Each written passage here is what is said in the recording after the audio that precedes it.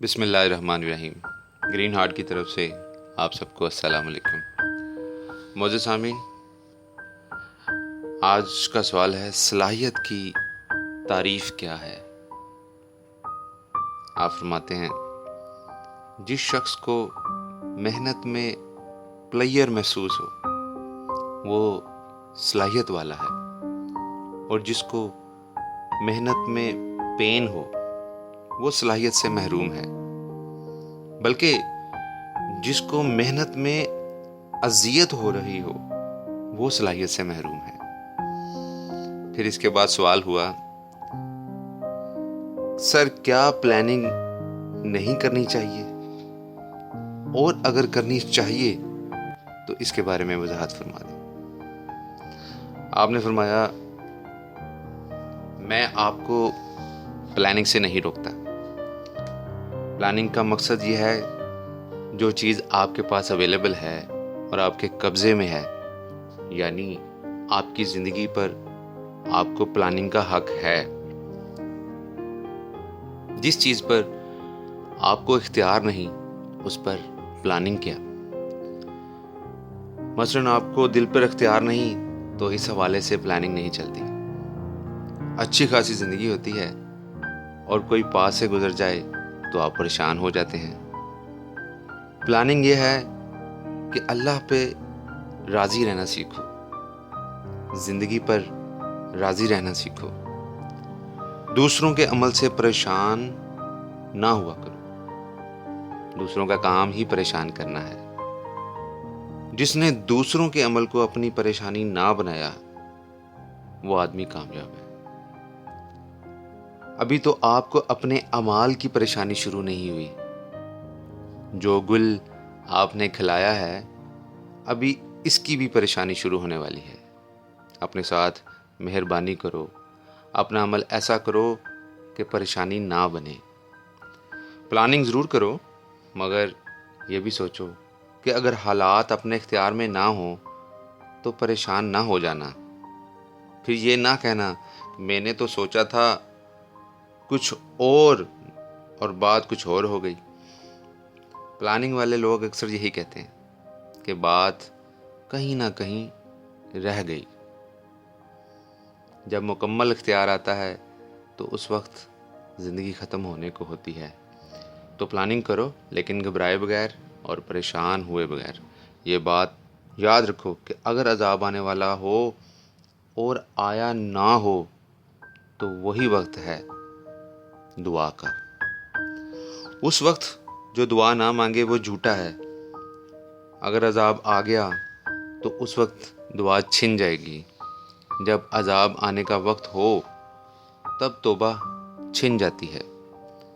عذاب آنے کا امکان ہو تو جو دعا نہ کرے وہ بہت ہی جھوٹا آدمی ہے اور بڑا منافق ہے۔ عذاب چونکہ اللہ کی گرفت کا نام ہے، اور جو شخص معافی نہ مانگے تو سمجھو کہ بہت ہی باغی انسان ہے۔ ہمیں تو ابھی تک کسی عذاب کے آنے کا اندیشہ نہیں ہے۔ آپ کو یہ اندیشہ کیسے ہو گیا کہ جس کی پلاننگ کا سوچ رہے ہو؟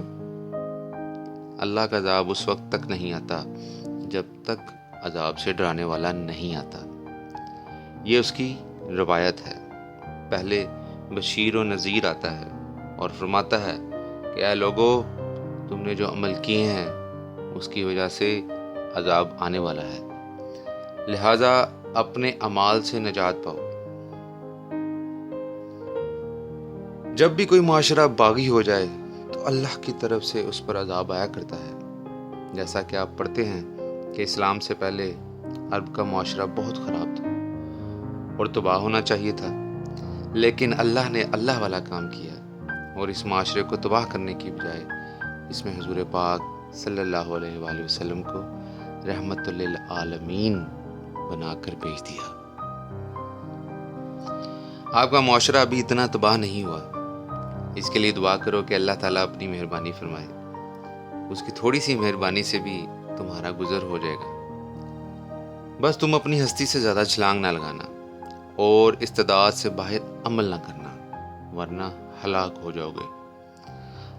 اگر شوق نہ ہو پھر بھی عمل نہ کرنا، ورنہ ہلاک ہو جاؤ گے۔